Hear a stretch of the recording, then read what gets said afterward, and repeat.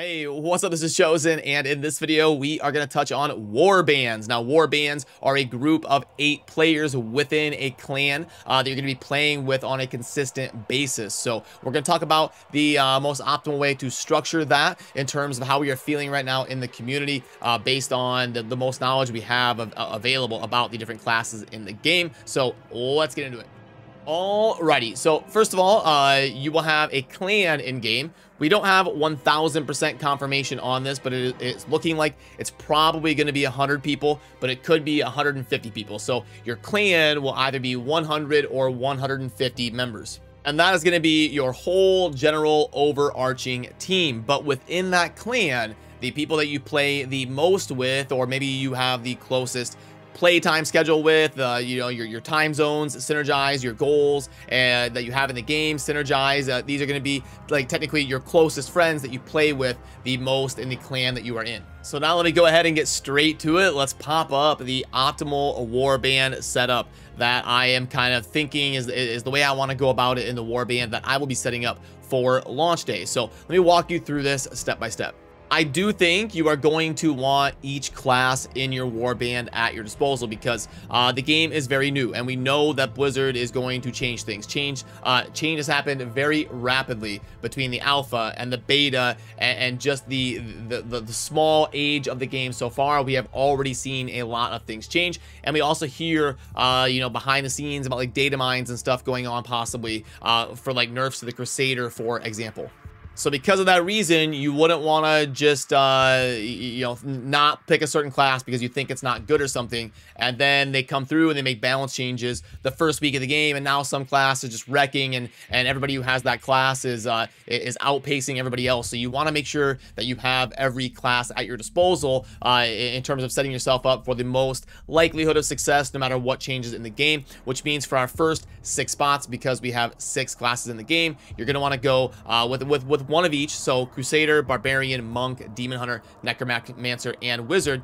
And then after that, you've got 2 flex spots, at least for now. We may see in the future they release like Druid and Witch Doctor, and then we would just have you'd want one of each for your warband. But as of right now, we've only got 6 classes and we've got 8 spots, so we end up with a couple flex spots that we can then choose which are going to fill those last 2. And there's a ton of different ways you can go about filling those last 2 spots. There's kind of bonuses for each of them. Maybe you always want a Crusader for the obvious reasons we'll get into. You always want a Barbarian because they're so generally useful and they buff the movement speed of the party and they're a menace in PvP. And the same reasons for the Monk. They've got amazing support capabilities, and a good Monk is really strong in PvP.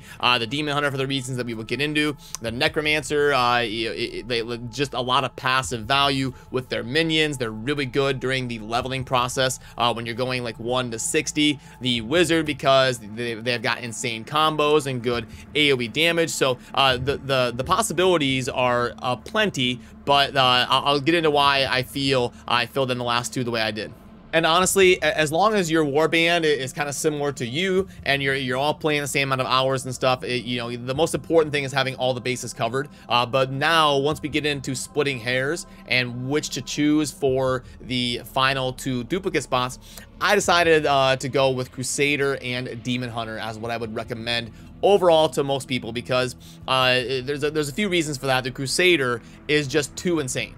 So it really comes down to the Crusader having 2 different abilities that mainly makes me feel like that.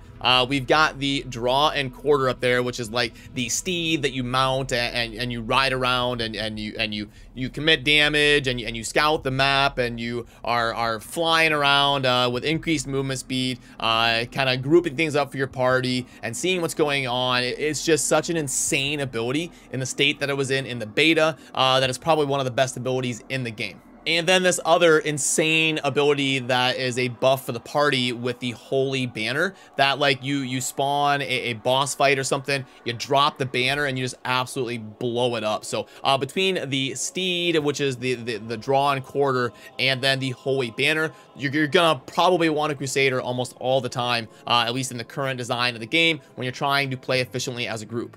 And then in the other flex spot, I would tend to lean towards a Demon Hunter. Now, the Demon Hunter is just puts out insane DPS. You've got the multi-shot, which is an amazing screen clearing AoE for all of the trash mobs to really keep progression going and kind of just hit everything on the screen. And then also, they have got Rain of Vengeance to completely blast down bosses. So you can see multi-shot up there unlocks right away, and you are going to just be clearing the map with all of that AoE. And then this Rain of Vengeance ability right here is going to be something you just drop on top of the boss and it just melts it down. So going to be insane when you pair it with certain buffs that you get, things like the Crusader, drop the banner, Rain of Vengeance, nuke the boss. Everybody's going to be like, what just happened? And you're going to be like, the DH killed it.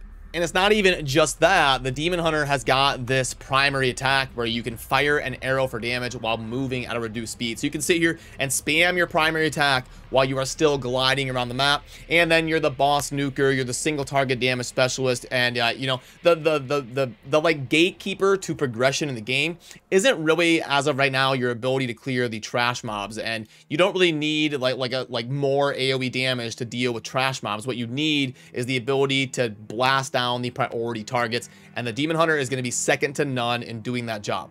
So basically, for those last two spots, it comes down to who do I think are the two most crucial heroes to have in a group at this state in time.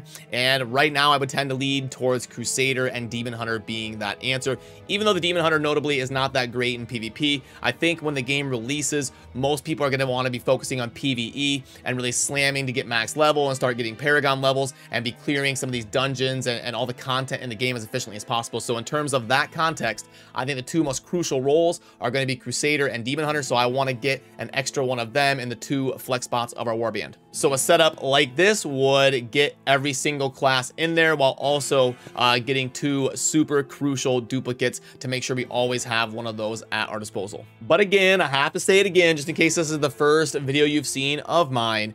Don't let that deter you from playing what you want to play.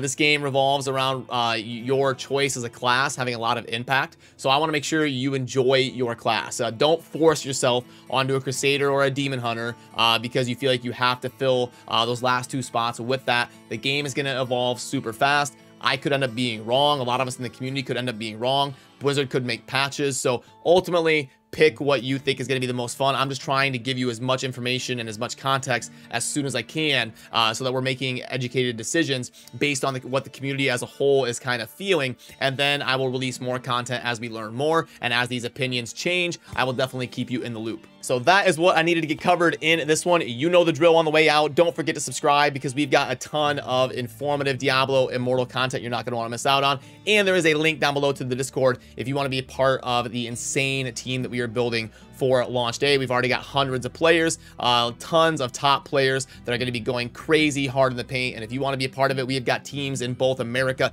and Europe. Would love to see you there. We do fun giveaways on the Discord all the time, poker tournaments, all sorts of crazy things to be a part of. So I hope to see you there. And as always, thank you for watching. Have a good rest of your day.